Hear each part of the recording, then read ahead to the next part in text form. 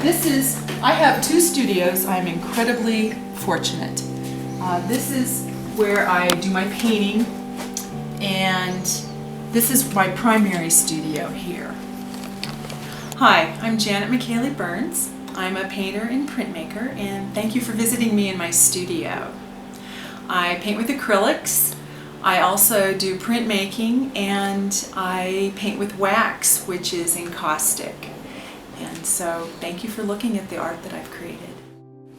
When I started working on getting ready for the Daily Times show, I started going through my old pieces, and it made me think about, why do I do what do? Okay, this garage was going to be a place where my husband would do some work in addition to parking vehicles, but I've taken it over, at least for now. This is where I'm doing my encaustic work because it does have fumes and I don't want to do that in the house. So this is my encaustic table.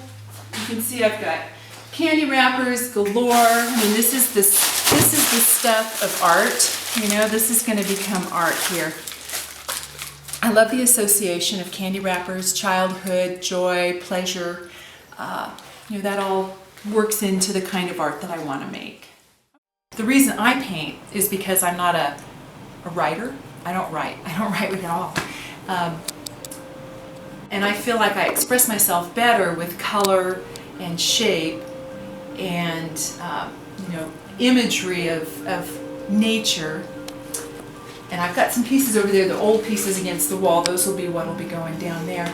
But then I love to experiment. You know, you put the paint down, see what happens, and then you follow it, and it suggests what the next step is going to be. And that for me is the joy of the painting. I never really begin a painting knowing what it's going to look like afterwards, because what I start with is never what the paint ends up wanting to do. I have to say I'm kind of excited about this new direction using shaped pieces. This is really fun. When you go to Liz's, you'll see some pieces that she's done that she's cut out, and she really was an inspiration for me to break out and use some non-traditional shapes in my paintings. I like this whole, the wing concept now. And this is also a wing that I cut out of masonite and then attached with carriage bolts. And this, I believe, is the Sierras, when I was flying over the Sierras. And the whole concept is, I used to be afraid to fly. You know, when I was growing up, I don't think I was really led to believe that we are all created equal, and you know, that some were better than others and some are worthless and that kind of thing. And I'm not sure where exactly that came from, but that's something I believed. And so my goal was to select people, anybody, from all walks of life to paint, you know, because I wanted to give them all equal status. And I did a couple, you know, different projects where I had some, well, I think I had some, like 20-inch squares where I did 16 of them, and each one had a different individual, you know. So it was giving everybody equal status. You know, I didn't want to paint people who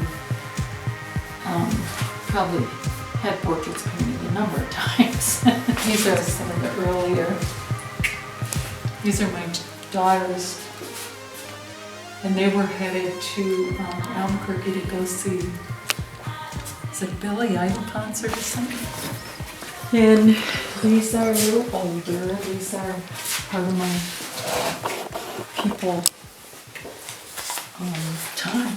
And I had 4 women, and 2 of them sold. But I had 4 of them standing next to each other.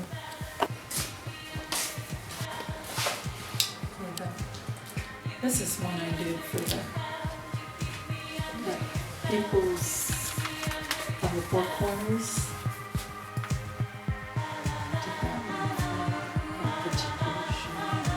this came from a photo I took while I was in Madison, Wisconsin. I'm just very attracted to light right now. And so anything that, emanates light is what is going to pull me in, I think. These figures are called messengers, and they take messages into the underworld.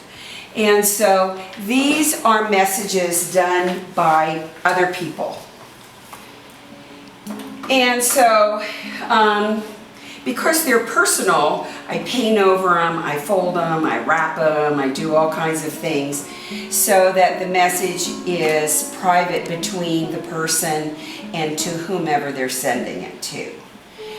And because I'm traditionally a painter, when I first started this, I just did them flat and then kind of molded them around these sort of body shapes.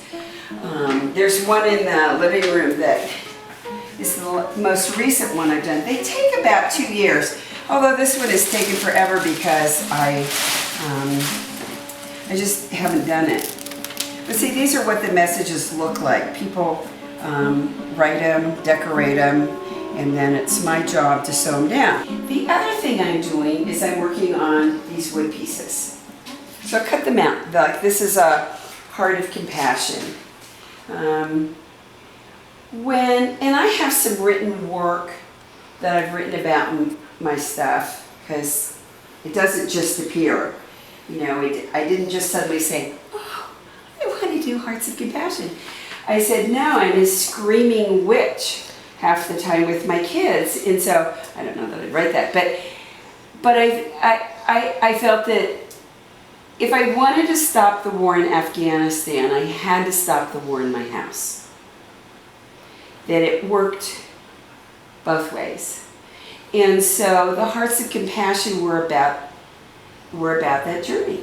And it's very, very difficult. It's very difficult to sort of retrain yourself to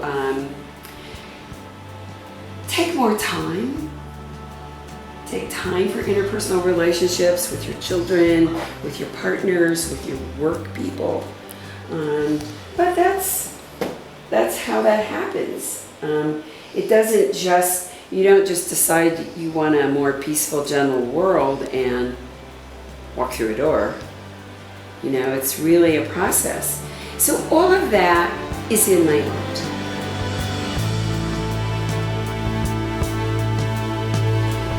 My name is Sarah Teofana. I live in Farmington, New Mexico, and I am a mixed media artist, and welcome to my studio.